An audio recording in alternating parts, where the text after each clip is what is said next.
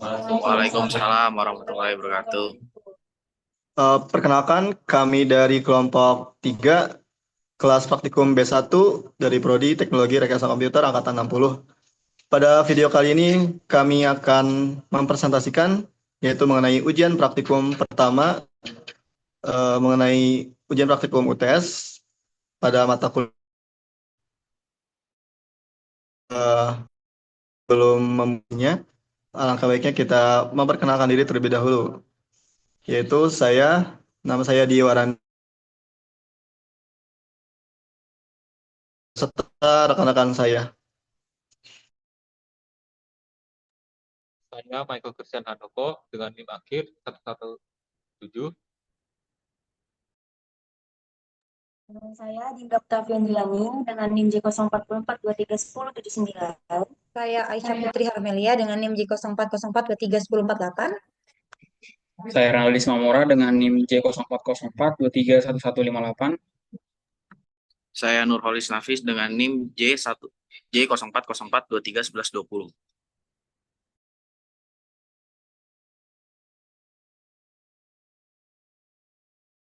Pertama, saya akan memperlihatkan topologi dari jaringan yang akan kita konfigurasikan. Pertama, di sini terlihat ada 3 router yang dimana 2 router ini sebagai ISP atau penyedia layanan untuk misal dari area atas, area vokasi atau bisa juga area telkom. Ini mencakup pertama ada mikrotik dari vokasi itu sendiri yang akan menghubungkan dengan PC yang kita namakan dengan PC vokasi. Selanjutnya sebelah kanan ini ada, kita menamakannya juga dengan area RS Mulia yang terdiri dari router Indosat sebagai penyedia layanan internet, kemudian akan meneruskannya ke router mikrotik dengan nama RS Mulia, dan RS Mulia ini akan memberikan atau meneruskan pesannya dari atau pesan dari RS Indosat ke Mulia dan ke end device yang terdiri dari server RS Mulia, server telnet RS Mulia, kemudian ada SSH server SSH RS Mulia, dan user program, atau kita juga biar lebih mudah kita samakan yaitu PC RG. Kemudian di sebelah kiri ada area lagi, kita menyebutnya area internal IPB yang terdiri dari satu mikrotik versi 7 dengan nama firewall IPB yang akan meneruskan pesan border IPB ke firewall IPB dan ke end device yang terdiri dari server SSH IPB, server telnet IPB, dan end device PC IPB. Dengan IP address yang tertera pada gambar tersebut. Kita beranjak ke slide selanjutnya, yaitu IP table. IP table ini adalah daftar IP address baik yang versi 4 maupun versi 6 yang akan dikonfigurasikan, yang akan kami gunakan untuk mengonfigurasikan konfigurasi jaringan pada slide sebelumnya, di mana kami mengganti X yang berada di IP address baik versi 4 maupun versi 6 dengan angka 7. Selanjutnya akan dijelaskan oleh rekan saya. Di sini kita akan melanjutkan apa yang sudah Dio sampaikan. Di sini untuk slide 3 ya, memberikan IP address pada keluarga. Nah, di sini untuk VMware Telkom dan R Indosat. Di mana untuk R Telkom itu dengan INT ETH0 dengan IP address 160.7.0.1. Lalu untuk R Indosat itu interface ETH0, lalu ditambahkan IP address 160.10.0.3. Lalu slide selanjutnya itu IP address pada MikroTik V7, yang dimana ini adalah sama 3 VM juga yang akan dikonfigurasi seperti border IPB, firewall, dan RS Mulia. Yang dimana kalau border IPB itu kita menambahkan IP add 160.7.0.2/30. Lalu ada 150.7.0.2/30, 172.17.7.1/30. Lalu untuk firewall sendiri, IP-nya itu kita tambahkan IP add 172.17.7.2/30,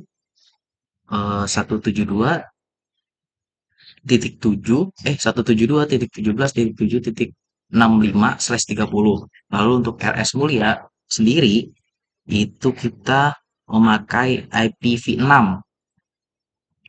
IPv6-nya ada 2003.2c, 27.22.2.26/64. Nah, berikut ada IPv6-nya. Oh iya, jangan lupa untuk menambahkan IPv6 juga pada border IPB. Seperti di PPT ini, dan IPv6 juga ditambahkan pada firewall. Nah, ini untuk IP pada PC yang ditambahkan pada VM PC. Nah, user IPB sendiri kita masukkan dengan ifconfig ETH0 192.168.7.66 dengan net masking 255.255.255.192 dengan root default gateway 192.168.7.65.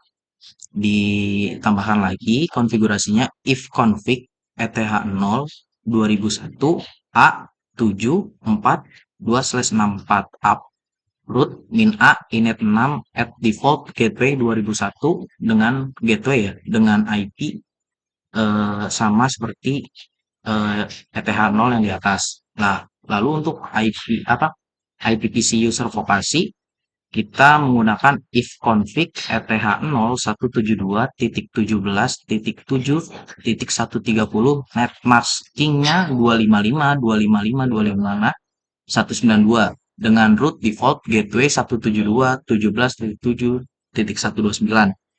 Lalu kita tambahkan ifconfig ETH0-nya 2004 E732/64.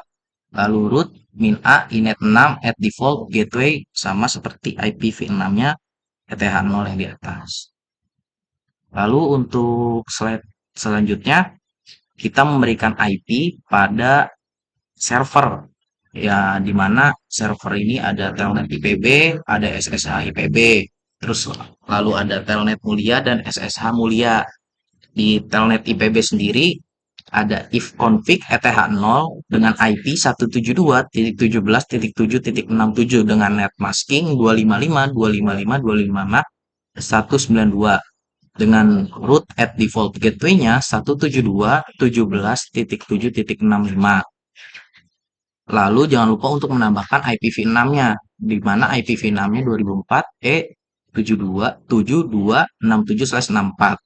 Lalu untuk server SSH IPB sendiri kita memakai IP 172.17.7.66 dengan net masking 255.255.255.192 dengan root default gateway-nya 172.17.7.65. Lalu ditambahkan IPv6-nya juga 2004 besar 7266/64.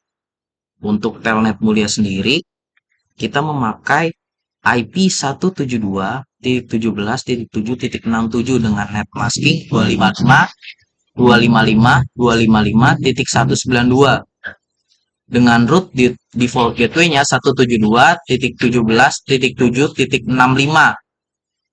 Dan jangan lupa kita tambahkan IPv6-nya 2003.c.7.567/64. Nah, untuk server SSH Mulia itu sendiri kita memakai IP 172.17.7.68 dengan net masking 255.255.255.192 dengan root default gateway-nya 172.17.765. Seperti gambar config di sini ya. Lalu kita tambahkan IPv6 dengan ETH0-nya 2003.2C.27.25.2.268/64. Mungkin itu saja yang bisa saya sampaikan. Mungkin akan disampaikan lagi oleh teman saya. Baiklah, di sini izinkan saya untuk melanjutkan pada slide 9. Pada slide 9 ini ada otomasi IP pada PC yang dimana ada 3, yaitu IP add user IPB, vokasi, dan juga ada IP add user PRG. Nah, pada bagian IP add user IPB ini terdapat beberapa perintah yang dimana kita sudah memasuki di dalam database-nya, dan tampilan ini tuh sedikit menunjukkan konfigurasi otomatisasi IP pada PC untuk pengguna user IPB yang dimana IP-nya itu beralamatkan 172.17.7/130 dengan subnet 255.255.255 dan 192. Dan kemudian diberikan kepada Ethernet 0 begitu dengan selanjutnya. Kemudian untuk IP add user vokasi, nah slide ini tuh dia menunjukkan konfigurasi IP yang dimana konfigurasi IP pada user vokasi ini menghubungkan perangkat pengguna vokasi ke jaringan lokal dengan alamat IP yang telah ditetapkan dan juga telah diterapkan sebelumnya, serta memberikan akses ke jaringan yang lebih luas melalui gateway yang kemudian bakalan disambungkan untuk IP versi 4 dan juga IP versi 6. Kemudian gateway tersebut bakalan terhubung ke internet yang dimana internetnya itu bahkan mengakses melalui jalur tersebut. Kemudian dilanjutkan dengan IP add user PRG yang dimana pada IP user PRG ini dia adalah IP yang bakalan terhubung ke jaringan lokal dengan subnet mask 172.17.67.64/26 untuk IP versi 4-nya yang kemudian bakalan memiliki alamat IP versi 6-nya versi global. Yang memungkinkan untuk IP versi 6-nya ini untuk jaringan yang jangkauannya jauh lebih luas ketimbang IP sebelumnya. Kemudian untuk slide berikutnya di slide 10 yaitu ada otomatisasi IP pada routing OS FP yang dimana ini ada dua bagian yaitu firewall IPB dan juga border IPB. Nah, pada bagian firewall IPB dia itu berfungsi sebagai mengotomisasi routing OSPF pada firewall IPB yang dimana dia untuk mengelola rute agar si rutenya itu masuk ke dalam jaringan internal dengan menambahkan jaringan IP versi 4 dan juga IP versi 6-nya ke dalam jaringan OSPF. Kemudian dilanjutkan dengan border IPB. Nah, border IPB ini dia menghubungkan jaringan internal yang dimana jaringan internal tersebut bakalan terhubung ke jaringan eksternal IPB-nya dan keduanya bakalan memastikan distribusi rute yang optimal dalam jaringan. Dilanjutkan untuk slide 11 yaitu ada routing static. Nah, di dalam routing static ini kita ada dua VM yaitu RS Mulia dan juga Vokasi yang dimana dalam RS Mulia ini dia menggunakan routing statis yang akan berfungsi sebagai penghubung antara Ethernet untuk komunikasi internal dan juga eksternal sama seperti di slide sebelumnya. Kemudian lanjut ke bagian vokasi. Nah, di bagian vokasi ini terdapat router yang dimana si routernya ini akan mengkonfigurasi IP versi 6 forwarding dan routing statis yang akan menghubungkan jaringan IP via IP versi 6 dan juga via beberapa Ethernet lainnya. Oke, dari saya cukup sekian dan untuk slide berikutnya bakalan dilanjutkan oleh teman saya. Baik teman-teman, selanjutnya adalah otomatisasi IP pada routing BGP. Pertama kita perlu untuk mendefinisikan network pada router dengan beberapa IP, yakni yang mana alamat mikrotik akan kita sambungkan pada BGP dengan 172.1.7.2.0/124 hingga seterusnya baik itu dari IP 4 maupun IP 6. Nah, setelah itu kita akan lanjut ke konfigurasi routing BGP. Di sini kita ada tiga jenis untuk kita konfigurasi. Pertama dari IND IPB di IP versi 6, TEL IPB versi 6, dan TEL IPB versi 6 dengan IP 2003 C1:1. Nah, lalu untuk bagian perintah bawah nih teman-teman, yang mana routing BGP konsep number 3, yang mana di perintah tersebut digunakan untuk menambahkan daftar alamat IP yang dimasukkan dalam proses routing dari BGP ini sendiri. Nah, selanjutnya kita akan ke network address translation dari NAT sendiri, yang mana kita perlu untuk konfigurasi dari NAT-nya di firewall IPB, yang mana untuk perintah yang digunakan seperti pada gambar. Nah, IP privat dari 172.17.766 itu kita ubah ke 2000.200.200.7.2. Begitupun yang bawah IP 172.17.7.67 kita ubah ke IP private 200.201.7.3. Nah, selanjutnya konfigurasi path dan port forwarding di RS Mulia dengan perintah seperti pada gambar. Nah, selanjutnya adalah konfigurasi path di vokasi IPB, yang mana perintah yang digunakan pada gambar itu bertujuan untuk perangkat dalam IP jaringan 192.168.70.124 akan menggunakan satu IP publik melalui antarmuka yakni Ether 1. Nah, untuk konfigurasi path dan port forwarding di RS Mulia, semua perangkat di subnet 172.10.10.0/24 akan menggunakan IP publik untuk mengakses internet. Nah, setelah itu kita akan ke konfigurasi NAT dan destinasi di firewall IPB-nya sendiri, yang mana perintah-perintah yang digunakan akan menghasilkan IP dari 172.17.7.66 akan diubah menjadi 200.200.7.2 saat keluar dari router. Begitu pula IP 172.17.767 akan diubah menjadi 200.200.7.3. Nah, untuk konfigurasi path di vokasi IPB-nya sendiri, perangkat dari jaringan IP 192.168.70/24 akan menggunakan satu IP publik secara dinamis menggunakan interface Ether 1. Nah, yang terakhir yakni konfigurasi source NAT dan destination NAT di NAT V7 Mulia, yang mana perangkat dari subnet 172.10.10/24 akan menggunakan satu IP publik saat mengakses internet. Jadi kesimpulannya dari NAT V7 Mulia itu kombinasi dari path, destination path, dan routing default. Nah, untuk selanjutnya akan dilanjutkan oleh rekan saya. Di sini saya akan menjelaskan pada bagian virtual private network atau VPN. Di sini terlihat pada slide ini yaitu konfigurasi IPsec VPN di MikroTik untuk jaringan vokasi. Pada slide ini kita akan membahas langkah-langkah pada konfigurasi IPsec untuk jaringan vokasi.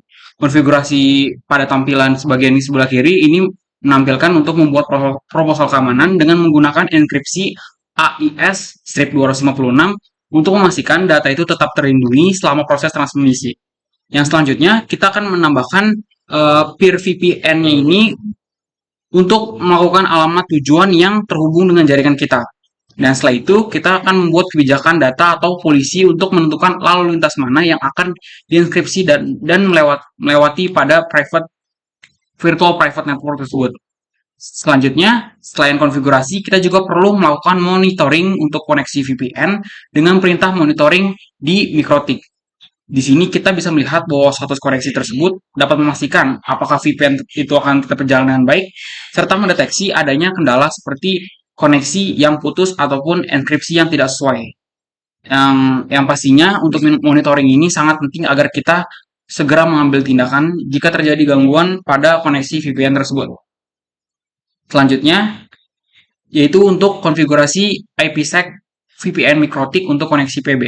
Pada slide ini, kita akan melihat bagaimana cara menghubungkan IPsec VPN tersebut dengan langkah-langkah pertama, yaitu kita membuat profile keamanan dengan enkripsi AES-256 yang merupakan standar keamanan tinggi dalam jaringan. Yang setelah itu, kita juga menambahkan peer dengan alamat tujuan VPN pada VPN IPB. Yang lalu kita membuat polisi untuk menentukan jalur lalu lintas yang akan diamankan melalui VPN. Dan untuk yang terakhir, kita akan melakukan autentikasi dengan menambahkan secret key, dan secret key ini berfungsi untuk memastikan bahwa hanya perangkat yang memiliki kunci yang sesuai bisa terhubung ke VPN. Setelah yang terakhir, kita juga dapat melakukan autentikasi dengan menambahkan secret key. Yang dimana hal itu akan membuat dengan konfigurasi ini akan menambahkan koneksi ke IPB yang menjadi lebih aman, transkripsi, dan terlindungi dari ancaman seperti penyadapan ataupun serangan cyber tersebut. Selanjutnya, untuk slide yang selanjutnya yaitu implementasi NAT, SNAT, dan DNAT dan pada firewall rules di router border IPB. Jadi pada bagian ini kita akan membahas bagaimana NAT dan firewall itu diterapkan di router border IPB. Jadi untuk NAT atau Network Address Translation ini merupakan sebuah teknik yang digunakan untuk mengubah suatu alamat internet protokol dalam paket data. Jadi dalam konfigurasi ini kita menggunakan dua jenis NAT itu tersendiri. Yang pertama itu ada SNAT, yaitu Source NAT, dan yang kedua itu ada DNAT, Destination NAT. Untuk SNAT ini adalah untuk mengubah apakah alamat IP dari sumber itu dapat melakukan perangkat pada dalam jaringan lokal yang dapat mengakses sebuah internet untuk menggunakan satu alamat IP publik. Yang biasa ini tuh sangat sering digunakan untuk menyederhanakan sebuah komunikasi keluar dari jaringan internal ke eksternal.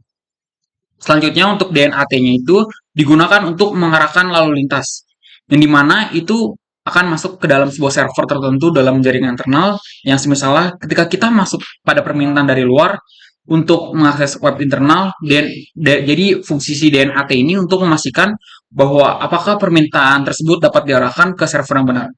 Selain itu juga, untuk NAT ini, firewall juga diterapkan untuk mengatur lalu lintas jaringan. Jadi firewall ini sangat amat berfungsi sebagai lapisan keamanan yang menyaring paket data berdasarkan aturan tertentu yang memastikan bahwa hanya satu koneksi atau koneksi yang sah dapat diizinkan masuk atau keluar. Jadi NAT ini tuh dapat dikombinasikan dengan firewall. Kita juga bisa mengoptimalkan hal tersebut untuk mengakses jaringan sekaligus menjaga keamanannya dari ancaman eksternal. Sekian, terima kasih. Selanjutnya akan dilanjutkan oleh rekan saya. Baik. Di dalam jaringan kami menambahkan konfigurasi policy-based routing. Seperti yang kita ketahui, policy-based routing memungkinkan pengguna untuk mengatur router mereka dan memfilter jaringan yang terhubung pada router. Pada jaringan kami menambahkan konfigurasi untuk memodifikasi agar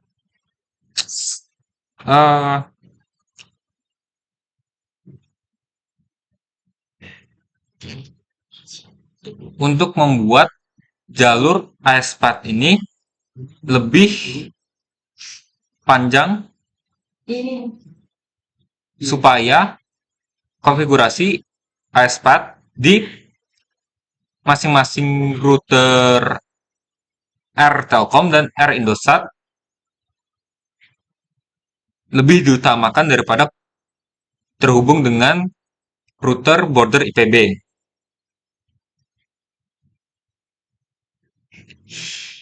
Dari hasil konfigurasi menunjukkan path-nya menunjukkan 17451 yang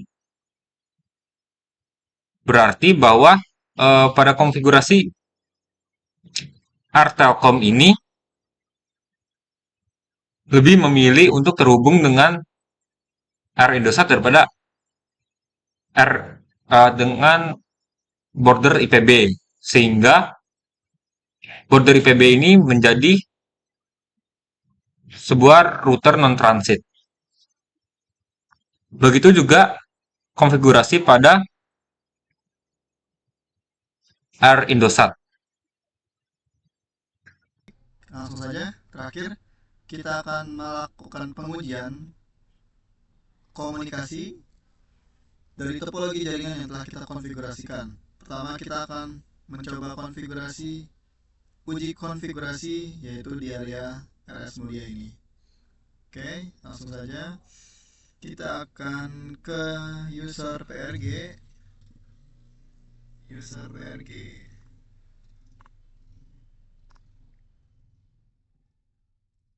kita akan telnet ke server telnet mulia. Start. Oke. Kita lihat dulu IP-nya. Dengan cara config grep init. Oke ya. 67, namun karena kita telah melakukan NAT, Network Address Translation, kita akan menggunakan IP global saja sudah cukup. Oke, baik, kita ping terlebih dahulu 150.7.0.6. Oke, dapatkan jawaban. Selanjutnya kita perlu cek dulu usernya nih, kita mau pakai user siapa, etc passwd. Kebetulan ada tuh kelompok 3 B1 /underscore B1, sorry. Langsung aja telnet 150.6.7.0.6 kelompok 3 B1, passwordnya admin. Untuk lebih meyakinkannya lagi, kita akan konfig saja biar kita lihat bandingkan IP addressnya. Lihat 172.17.7.6.7 oktet ke 67 oktet keempatnya. Berikutnya kita akan config juga. Tuh, sama kan? Berarti uji telnet dari user pro ke server telnet mulia berhasil dilakukan. Jadi kita akan SSHD atau meremote dari user pro ke SSH. Langsung saja, tidak perlu kita lihat VM dari SSH-nya. Kita ubah saja yang tadinya telnet jadi SSH. SSH ini pada port 22 dan telnet ini pada port 23. Kita menggunakan IP global yang sama namun dengan port yang berbeda. Langsung SSH.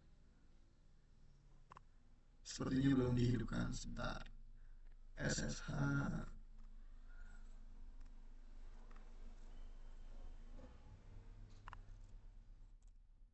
Ya betul, belum dihidupkan ya. Kita opt set IP SSH. Terus kita pastikan dulu bahwa IP-nya telah sip. Sudah, kita SSH lagi, kita yes admin, dan kita pastikan kembali init.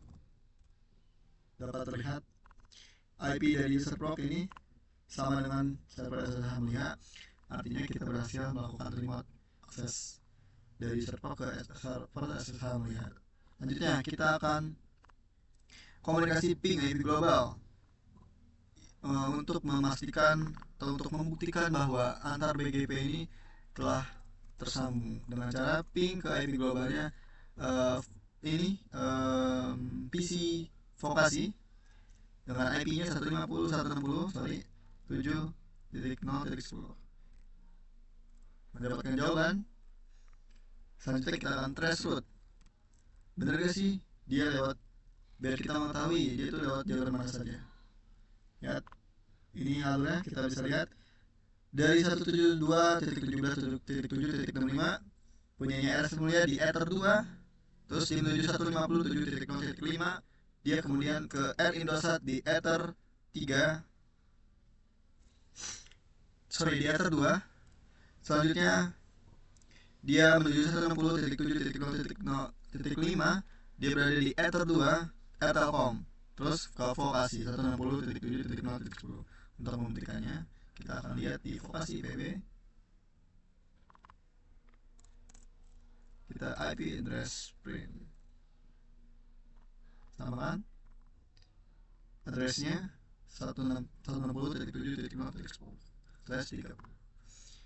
Oke, berikutnya kita kebalikannya dari user vokasi ke user PRG dengan IP global tentunya ya.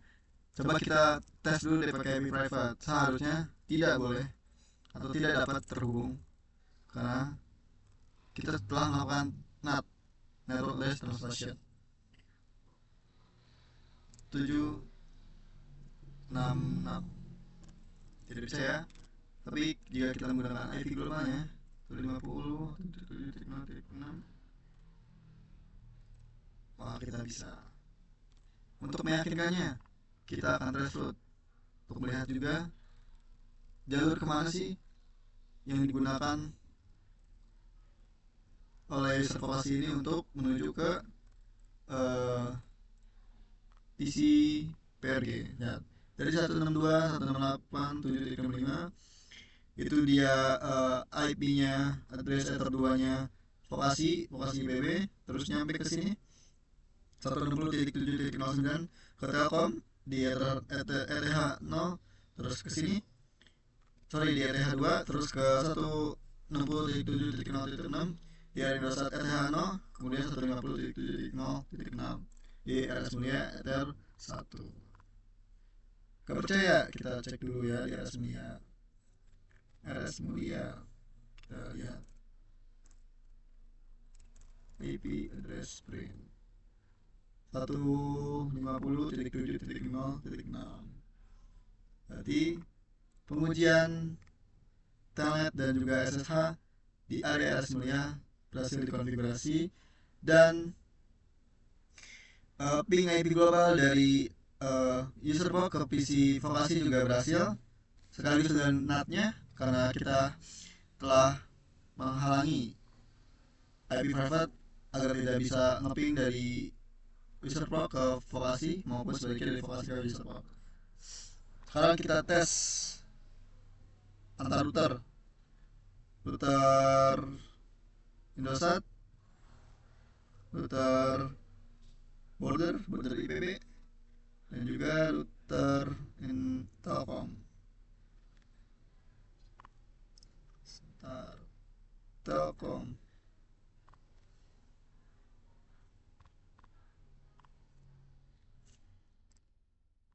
Langsung saja kita ping IP dari Indosat, ping 160, kita ke IPB dulu ya, border IPB 160.7.0.2 berhasil. Kemudian kita ping 160.7.0.6 berhasil. Kemudian dari Indosat kita ping kita ke Telkom dulu, tadi 160.7.0. Kita lihat offset keberapa, keempatnya 5 berhasil. Selanjutnya kita ke IPB, offsetnya akhirannya ke 2, udah berhasil. Selanjutnya dari border, penting nih border. Dari border kita ping ke Telkom 160.7.0.1 berhasil. Selanjutnya ke Indosat berhasil. Jadi routing menggunakan BGP antar BGP, yaitu dengan ASN berbeda, nomor ASN yang berbeda, berhasil dilakukan di konfigurasi topologi jaringan pada video kali ini. Kemudian kita dari border kita coba akan remote dari border. Sebelumnya tapi kita cek dulu dari firewall. Dari firewall kita cek dulu routing OSPF Nickbar print berhasil ya. Kita melakukan OSPF dari border ke dalam internal IPB. Selanjutnya kita dari border IPB, kita akan coba dulu ping nih ke user IPB dengan IP private 72.17.7 berapa? 130, sorry. Masih belum bisa. Coba kita lihat dulu user IPB. User IPB ini dia. Belum kita jalankan, sorry. kita coba ya, config grep init sudah ya, itu 30. Coba kita pilih kembali, berhasil. Dan kita akan coba SSH dari sini saja ya, tidak telnet. Sebelumnya kita bikin user dulu, add user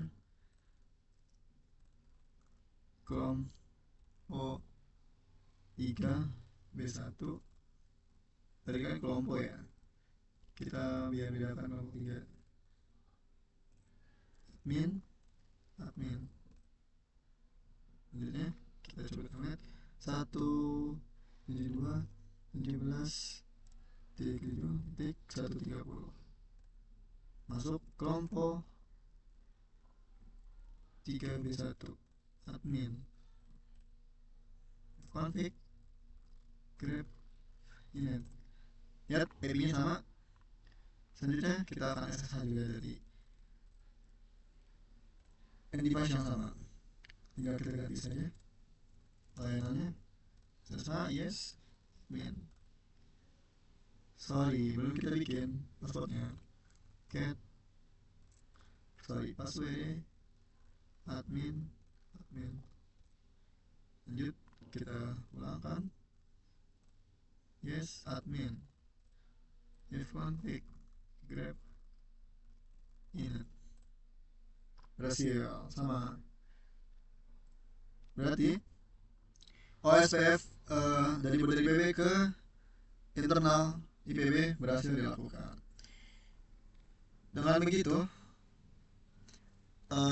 konfigurasi yang telah kita lakukan telah berhasil diujikan, dilakukan pengujian pada topologi jaringan yang telah kita buat sebelumnya. Demikian yang dapat kami sampaikan. Kurang lebihnya mohon dimaafkan. Wassalamualaikum warahmatullahi wabarakatuh.